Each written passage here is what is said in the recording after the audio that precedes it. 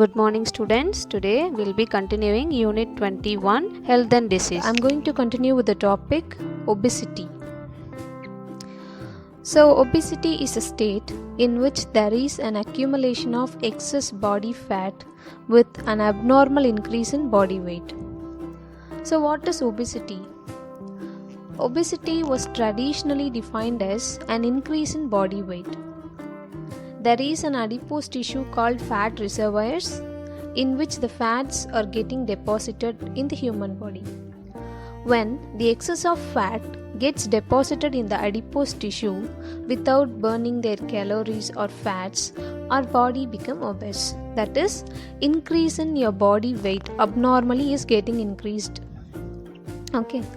So in other words, obesity is a complex multifactorial chronic disease. So what is meant by chronic? A disease usually lasts for 3 months or more than 3 months.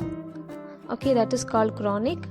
I can say an example, chronic cough. Okay, so when a person is keep on coughing for 2 weeks or more than 2 weeks and it lasts for 3 months or more than that, it becomes chronic. So chronic in the sense it can be controlled but cannot be cured, right?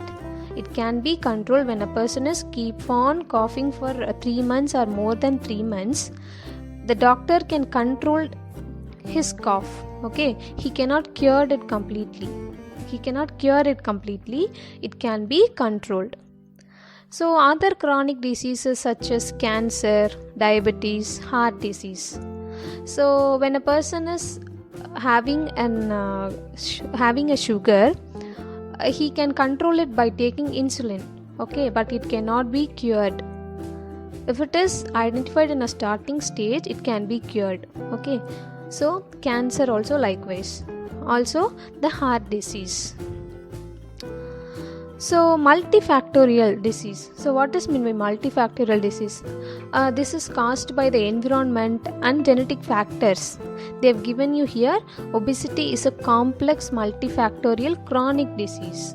It cannot be cured, but we can control it, okay, which is developing from the influence of social, behavioral, psychological, metabolic and cellular factors.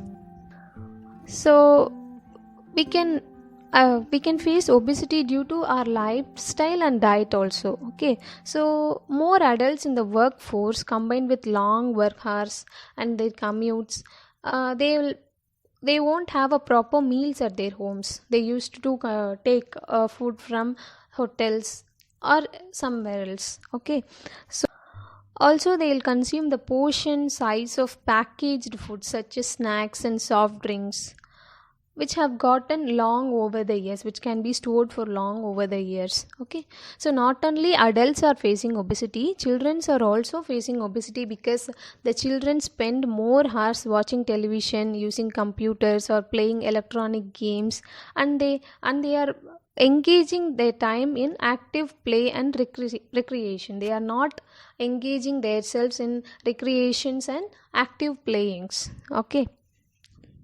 Then psychological. So psychological wise, it is accurately saying about the stress. Okay, so people who are stressed, they tend to make bad food choices, or else they'll eat too much of their food.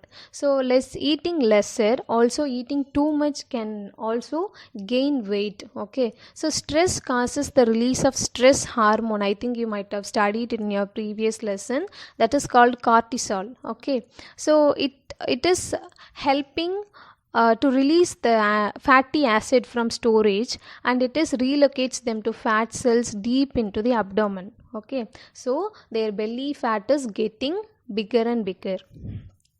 Then metabolic wise, when your body is gaining excess of weight, your endocrine glands will get stopping their regular performances. Okay, so your body metabolism will be getting lower. Okay, so because of that, you may gain your weight.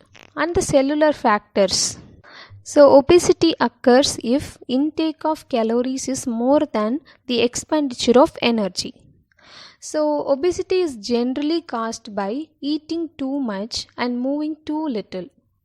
So if you consume high amount of energy, particularly the fat and sugars, but you are not burning of them, right? You have to burn your fats and sugars through the exercise and physical activities like playing or walking or running. So if you are not doing that, most of your energy will be stored by the body as fat, so that the particular person's weight is gaining abnormally. Although there is such a thing as a slow metabolism, and it's usually not what's behind being overweight or obese. That's ultimately a result of interactions among genetics, diet, physical activity, and other factors. So we say metabolism is the process by which your body converts what you eat and drink into energy. So overweight is greater than the mean standard weight for age and height of an individual. So there is a particular criteria if a person is growing, or if a person becomes an adult. There is a particular criteria. If a person height is 160 centimeter, his weight should be 60 kg. If he exceeds 70, we call it as overweight, and if he exceeds 80 to 90 kgs with 160 centimeter of a height, we call it as an obese. Okay, that stage is called as obesity. So there is a particular calculation for calculating whether the person is obese, and it should be calculated with the BMI calculations. Okay, so that is called body mass index. So it is all about estimating the body's fat and health risks. Okay, so the lower fat is also a health risk as well. The higher fat of your body is also a very big health risk. So BMI, there is a formula for calculating the BMI. BMI is equal to weight kg per height meter square, not in centimeter. It should be calculated with your meters. Okay, so as I said, if a person weighs 60 kg with 160 centimeters of height, he is normal, and if he exceeds 70 kg to 80 kg, that is overweight, and if he exceeds to 90, that is called obesity. Then causes and risk factors. The risk of developing a number of chronic diseases or obesity is due to the genetic factors. So genetic factor in the sense, it is all about the evolution, like your grandparents or from parents, or the person may gain excess of weight and cause obesity. Then physical inactivity, as I said already, if a person is consuming the overeating, he has to burn his calories. Okay, so if he's not doing that, and if he's not physically active, he may get obesity. Then eating habits, if a person is if he is overeating, he has to burn his calories. Okay, then endocrine factors, if a person is gaining excess of weight, his body's metabolism will get lower, and also the hormone secretion also will get lower due to the endocrine factors. Okay, so there is also a positive risk factors in developing of hypertensions. Okay, it is common among obese adults. Okay, so it is extreme weight gain tend to increase the blood pressure. Okay, also the higher cholesterol. Then diabetes. So diabetes is all about taking the insulin. So it is necessary for transport of blood glucose, that is your sugar, into the cell of muscles, also the fat. Okay, when it is transporting the glucose into cells, the insulin keeping the blood glucose level in normal range. Okay, that is your insulin resistant is the condition where it is showing the effectiveness of insulin in transporting the glucose, and it fails to do that. Okay, also the gallbladder disease and the coronary heart disease. Okay, you may face the coronary heart disease and the arthritis. So arthritis is nothing but it is the swelling and the tenderness of your joints. Okay, you may face the knee pains, the joint pains. Then prevention and control of obesity. So how you can be prevent and control obesity. There is a two chance. Okay, one is diet management and the physical exercise. When we go for diet management, by consuming low calorie foods, okay, also the normal protein, vitamins and minerals. Okay, so low calories, when you consume low calories, your body need not to burn it. Okay, it will be managed with your regular activities. And also when you consume the normal protein, literally protein is the main source for weight gain. Okay, so the person with obesity or the person is of overweight can consume the normal protein, vitamins and minerals.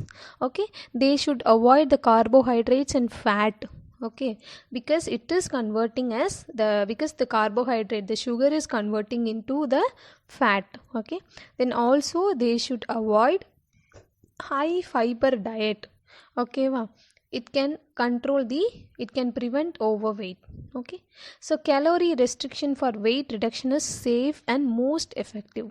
Okay, so it is not all about reducing the food.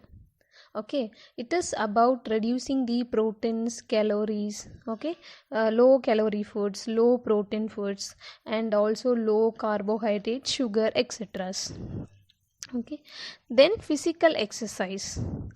A low calorie diet accompanied by moderate exercise will be effective in causing weight loss. So not only it is consuming about the low calorie foods, as well as a person with obese have to work out regularly. Okay, they have to do their exercises regularly. They can go for gym, or they can walk, run, cycling, etc. Any activities they can involve in. Okay, then meditation, yoga and physical activity can also reduce stress related to overeating. Okay, so if a person is getting stress, the person may eat more and more, a lot and lot, or the some people will not be eating at all. Okay, so there will be a two kind of stress. The type 1 is about weight gain and the type 2 is about the weight loss. Okay, so the person who is fond of overeating can do the meditations, yogas and physical activities. Okay, it can help them to stop overeating.